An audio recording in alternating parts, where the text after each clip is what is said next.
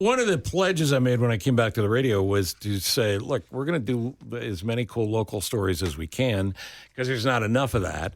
And in addition to that, talk about some good news going on, right? Yes. So allow me to introduce my new best friend, Laura Dellis. I've known Laura's dad for, 30 years probably, which, by the way, precedes her occupancy here on the planet because she is, are you 25 now? Just turned 25. Yep. All right. Well, that would make sense because the show she's doing this weekend is called Halfway to 50. Mm-hmm. Now, here's what I love about this. You come here to go to school. You don't know anybody, right? Nope. And now you're carving out your own career. You're working your tail off to make sure you can do this. Mm-hmm. And this show was a big deal, putting up your own show. Yeah. Incredibly challenging. People are like, why would you be nervous? And they're like, why are you scared?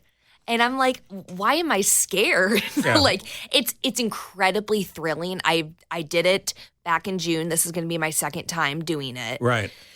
But it's just me up there. So if I mess up or whatever, I do have a pianist up there, but he's just playing the piano. But this is the definition of the one-woman play. One-woman show. Mm-hmm. Yeah, and it's stories from my life.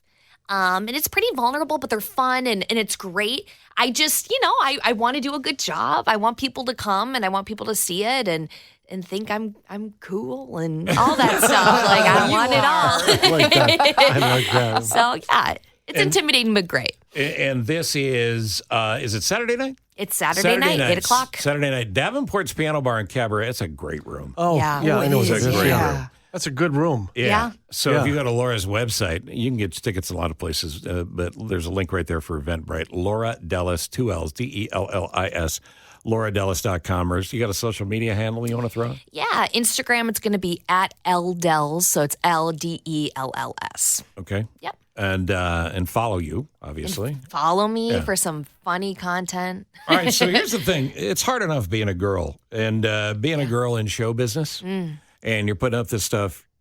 How far back do you go? Do you talk about when you were 8, 9, 10 years old? Yeah, You talk about the mean girls? I like to say that from when I was cut open because I was C-section. So, so from when I popped out, and I talk about it all.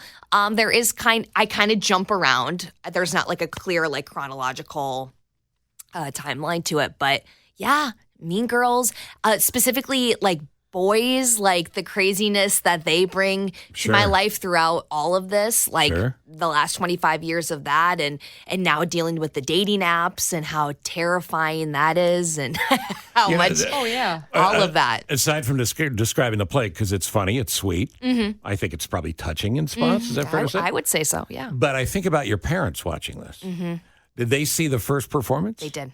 Okay, and did they give you notes?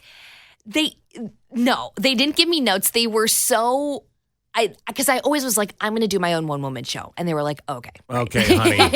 We'll support you. Right. And my dad was like, you actually did it. Like, they were just shocked. And my mom is not really an emotional person, and that's great. My dad is much more like kind of the crier and stuff like that. Yeah. My mom, I left the stage. Suddenly I hear Laura, Laura, Laura. And I turn around. My mom is in tears. Just like, I'm so proud of you. That was like the most amazing.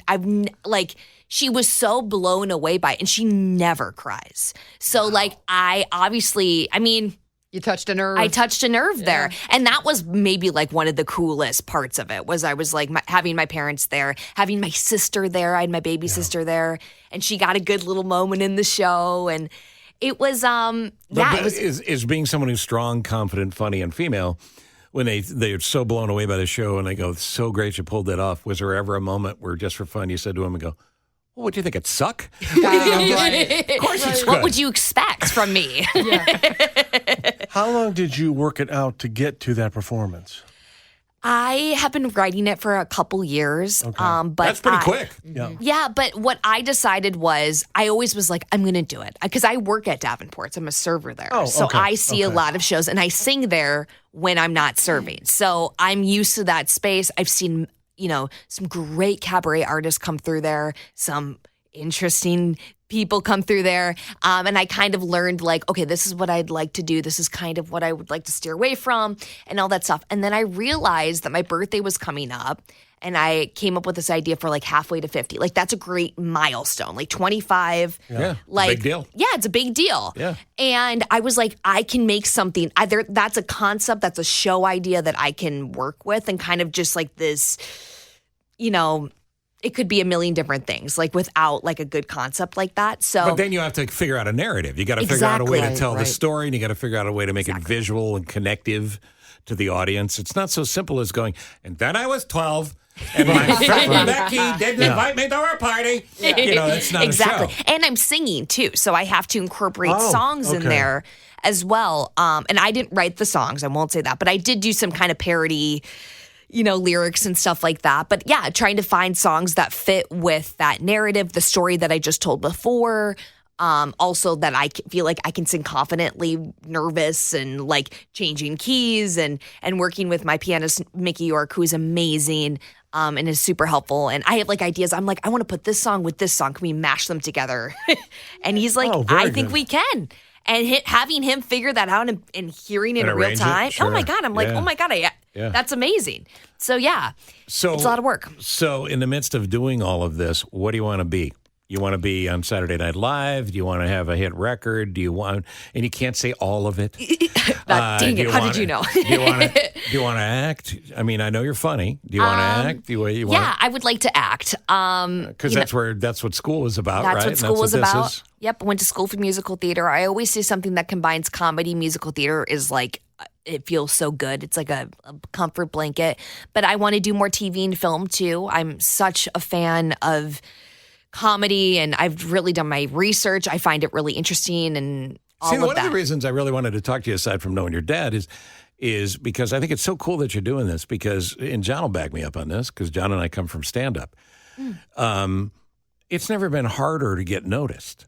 Yeah. This idea, we'll go on YouTube, they'll find you. Right. It's a needle in a haystack world now. Yes, exactly. So you've got to do these kind of showcases and things to get out there. Well, the thing is, too, it's like, it's getting to the point where I desperately want an agent. I want one so bad. One of the reasons I created this show was you want a good agent. I want a good agent. There's a lot of them out there. Yeah. But it's like, I'd love to do TV and film, but I need somebody to be, root for me. I can't just walk into these big casting offices here in town and be like, hi, I'm Laura. But you're very relatable. I mean, just the stories that you tell, and I think a lot of people can relate to that and say, oh yeah, I dealt with the mean girls. I've been through this dating experience. Right. And I talk a lot about my anxiety and, depression and stuff like that.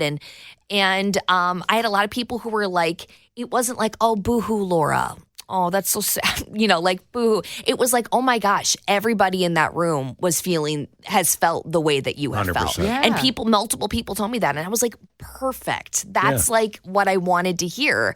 Gratifying. Right? It's super gratifying. Sure. And then I'm like, okay, good. I'm not like being selfish up there and just talking about myself the entire time. It is a one-woman show. It is a one-woman show. But hopefully I'm relating it back to the audience a little bit. I think we can give you enough room to say it's okay to be about you. It's funny. You're going to love it. And there's not a lot of seats left. Not a lot of seats left. So get them while you can. Again, Davenport's Piano Bar, Saturday night at 8 o'clock. Easy way to go is lauradellis.com, LAURADELLIS.com. And I wish you nothing but success, and I hope you'll come back sometime. Yes, I would love to be back. Thank you for having me. This is so cool. Say hi to your mom and dad, because we're sending them the tape. Okay, sounds good. Perfect. Yeah, tell them you love them. Go ahead, I'll wait. Okay. I love you, Mom and Dad. Thank you so much for birthing me. Okay, there you go. Otherwise, it'd be a whole different show.